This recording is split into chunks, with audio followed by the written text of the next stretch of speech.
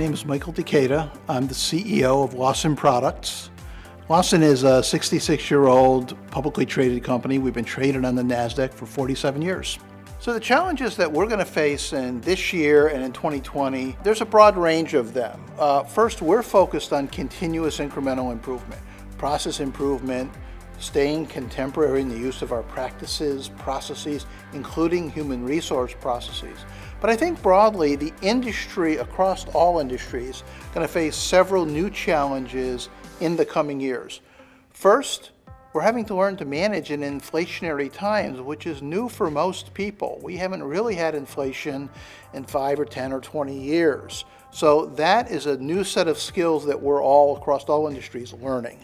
Secondly, what is happening now for the first time and will continue to happen for many years to come is the area of labor shortages. So companies that are able to attract labor will differentiate themselves in the market. Our company is a little bit unique in that we face the same labor challenges everybody else does, but the labor challenges actually help us because our customers are facing acute labor shortages, and our company enables them to perform far better and get more production, enable more production out of their labor.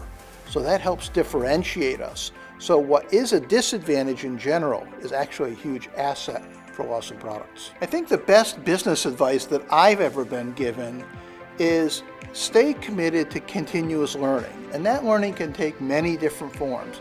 Pragmatic and tactical near-term learning. This has had a huge impact on Lawson Products. We have embraced Lean Six Sigma starting in 2013.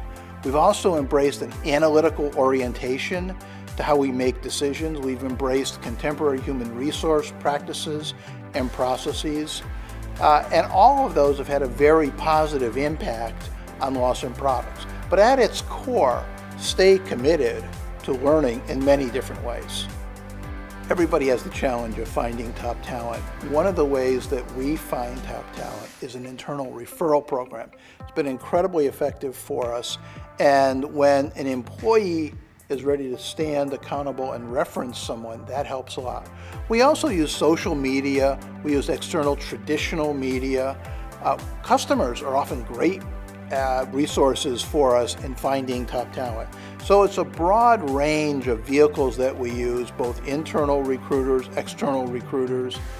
However, I will say that culture is the overlay. Our reputation in the marketplace helps more than anything else. Operational excellence and our ability to fulfill the promise we make to our customers, that is an overarching driving force to attract people to us. Our integrity, our behavior, our values all matter, and communicating them externally and letting your reputation speak for you has a huge driver in our ability to attract and retain people. As I think about changing times or managing in challenging times, we've always managed in challenging times, but rising to the occasion is critical. Leadership is critical. Leading by example.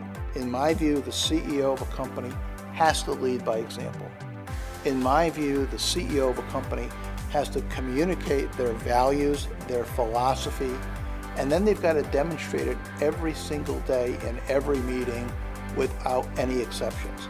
If that happens, and if the team is open to evolution and change and continuous learning, then collectively that company is going to do far better than a company that's closed or stilted or stale. I think it's critical that the CEO lead from the front, behave as a role model in every way, and the company will generally follow.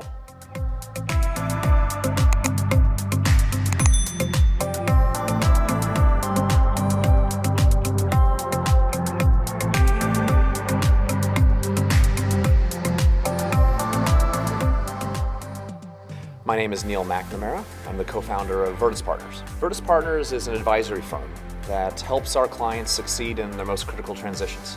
We exist to help our people and our clients be successful. We have a bold mission. We have a mission to transform the advisory industry, but doing that through our culture. We believe we do have differentiation based on culture. And where this started from for us is going back and first acknowledging that the cultures today at many firms in our industry are simply toxic. These cultures result in environments that lack trust, that encourage operating in silos, where people act out of their own best self-interest instead of for those around them, for their clients, or for the company at large. When I talk about the impact of a toxic culture, at least, that results in an environment that, at best, doesn't allow people to thrive. At worst, it really can do lasting damage to people in the organization. My role is first to model it. I have to live it. Everybody's going to evaluate whether we have accomplished what we're setting out to from a culture perspective by our behaviors. Nobody's going to care what I say. They're going to watch what I do. And that goes across the entire organization. That's how we evaluate whether people are still operating in a way that demonstrates they are a cultural fit. That's how we evaluate our people. It's really all about actions and behaviors. The ultimate goal isn't necessarily revenue for the firm. If you do the right things for the right reasons, the revenue will come. The goal is to develop loyalty from our clients and our people. One of my favorite quotes is that nobody is going to love your company as a customer if your people don't love the company. And so again, we go back to building a culture where people are thriving, people love what they do, people care about those around them and know that we're there to take care of them. We talk about our people being successful.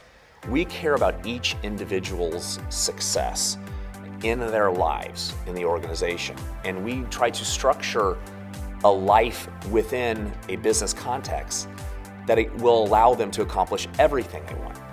So one of the things I said when we founded this firm was that if we accomplish what we're setting out to from creating the culture, our recruiting strategy will literally be taking the inbound calls of people that want to join us and screening them for cultural fit. That's been the recruiting strategy so far, and it's working great. One of our strategies for sustaining this culture is a constant reinforcement through our interactions with our people. One thing we did is that we actually brought in an outside executive coach that spends time with our leaders, consistent time, and he works with them to reinforce the culture in an informal way. He's helping each individual be successful, going back to our mission of helping our people be successful. So we are helping our people directly be successful in day-to-day business environment. But at the same time, we are constantly reinforcing that through our actions in what we're doing day to day.